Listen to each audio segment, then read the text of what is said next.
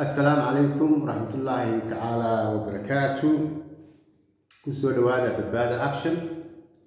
وبريهان باي كسو عتيد وحبين إيو إن عن ويب سايت كي عن دب وحاول قلنية برنامجي كلا كحرناوة هالكان جانال كان بدبادة أكشن وحاولوا براتين اللي وسو حيسي الشقوين كا يدو عن إن شاء الله ودبو ده فردونا رمابا الشقوين كي فرصدات إيجري sidoo kale sababtiiba Soomaaliland waqti xaadirkan waxa lagu jira xilligii sanadku sii dhamaanayay waana xilliga shaqada badan la qaato shaqada badan la soo xiro maanta insha Allah xubinaha kan bilowga laga caawo fursad aad u muhiim ah oo ay ka faa'iideysan karaan dad badan oo Soomaali ah oo aqoon leh gaar ahaan kuna dhinaca xisaabaadka iyo maamulka xisaabaadka shaqada ugu horeysa insha Allah waan rajaynayaa insha Allah caawin ku xaysiyo waxa weeyaan shaqo aad iyo aad dad badan aqoon ugu leeyihiin oo runtii jaamacadda soo baxay waa laba shaqo oo isku lamaan oo laakiin hal position la iskaga dhigay waxaa ka mid ah oo finance administration marka shaqada loo baahan yahay waxa weeyaan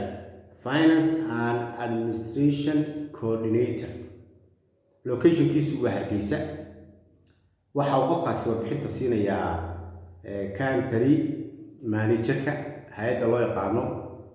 ISF waana hay'adda doonaysa position-kan ee qof doonaysa inay shaqaaleysiiso ISF waxay noqonaysaa waa International Solidarity Fund waa hay'ad caalami ah oo ka soo jeeda Yurub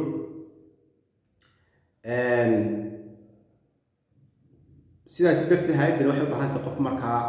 uga shaqeeya dhinaca xisaabaadka iyo maamulka xafiiskooda Hargeysa haddii aad shaqo doon tahay fadlan shaqadan apply garee isla markaana dad aqoon leedahay dhinaca maamulka iyo xisaabaadka shaqadan waxaan rajaynayaa inaad apply gareyso haddaan si yar guud kugu sheego shaqadan waxyaabaha looga baahan yahay waa laba area ee looga baahan yahay inuu qofkan aqoon noo lahaado waxaana uu qabto marka waxaa ka mid ah dhammaanba hanaankii iyo maamulkii xisaabeed ee hay'addaasi iyo transactionskii mashaariiceed wixii ka baxayay iyo wixii soo gelayay inuu qofkaasi sidii standardka hay'adda waafaqsan financial policy hay'addaasi ugu shaqeeyo waxaa kaloo qofkaasi aad iyo aad u muhiim inuu diyaargareeyo financial reports oo dhan waxaa wixii warbixin dhaqaalaha marka si aad haddii ilaahay ka dhigo aad shaqada apply gareyso waxaad akhriin kartaa ama geli kartaa Somali Jobs oo ay ku faahfaahsan tahay waxyaabaha la qaban doono qaybta labaad qofka qabanaya waxa weeyaan inuu qaybtan administration-ka markaa uu ka dhigo uu develop gareeyo maintain gareeyo si effective ah shaqada xafiiskaasi oo ay ka mid tahay maintenance-gii fixed asset-kii supplier contact-gii waxyaabahaas oo dhan baa lagu baahan yahay inuu samayn karo xafiiska maamulka xafiis habsami socodka shaqo ee maamul noqoto mid aad u wanaagsan waxyaabaha looga baahan yahay ka mid tahay waxaa kaloo ka mid ah in logistikada xafiiska uu support gareeyo uu ka caawiyo iyo inuu sidoo kale qabanqaabiyo dhammaanba wixii socdaal ah ee hay'adda shaqaalaheeda ku baxayaan gobollada kala duwan ama ay kusoo gelayaan iyo qaar kale fara badan shaqooyinka noocaasa kale administration loo yaqaano waa macruuf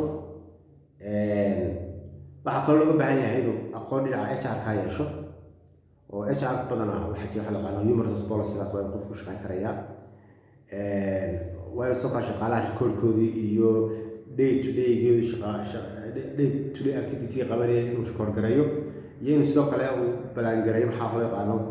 annual leave planki ama leave kala duwan ama fasaxyada kala duwan uu qofkaasi wax badan ka qabto waxaa kaloo ka mid ah markaa inuu process gareeyo salary payments waxa loo yaqaano oo dhaqaale ahaanna way soo gelaysaa maamul ahaanna way soo gelaysaa qofkan shaqada waxaa looga baahan yahay diploma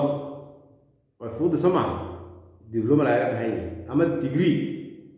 la xiriira business administration management accounting or finance intaa waa leedahay marka fadlan haddaad jaamacadaha ka soo baxaad soo qalin jibsi kala duwan oo accounting tahay administration kale dee koorsada kugu jiraan iyagana ku darsan karto it's okay waxaa kaloo baahan yahay qofka inuu 3 sano way arrimaha uu leeyahay dhinaca finance HR-ka iyo administration-kaba weliba gaar ahaana hadduu dee adeegyada caalamiga ama ka soo shaqeeya ama waa uu internship loo joogana kasii wanaagsan. marka waxaa loo baahay markaa sidoo kale luqadda laftigeedana inuu af Soomaaligana aad ugu wanaagsan yahay iyo luqadda Ingiriisiga. qofkan wiigii wuxuu shaqeynayaa 40 saacadood buu shaqeynayaa. kontraagani markaa wuxuu weeyaan 1 December ilaa 2022. inkastoo ay jirto waxa loo yaqaano probational period 3 bilood oo ka horeysa marka shaqada bilaabayso 3 bilood tijaabo lagu gelinaya kadib baa kontraaga dib loo cusboonaysiin. sanadkii waxaa leedahay 12 cisho oo fasaxiya waana ku jirin maalmaha gaarka ah ee festivalada loo yaqaano. marka fadlan waxaan rajeynayaa inaad shaqada apply garayso haddii Ilaahay ka dhigo. annaga badbaadi ahaan haddii aad noo baahato fadlan nala soo xiriir. shaqada wixii farsamo ahaan iyo technical ee aad u baahantay inaan kaa caawino khibrad ahaan iyo aqoon ahaan aad nala tashato oo aad u baahantay inaad nala tashato waan kula talinaynaa. CV-gaagaan ku leeyahay karnaa adeegyada noocaas waan bixinaa. marka waxaan rajeynayaa insha Allah inaad si fiican insha Allah waad isu taragelaysaa inaad shaqada ka faa'iidaystaan. dhammaanba Soomaalida awoodda u leh inay shaqada ka faa'iidaystaan waayo halkan wax restriction xagga muwaadinimada kuma cid gaar tahay laakiin booska misan ugu baahay. Assalaamu calaykum.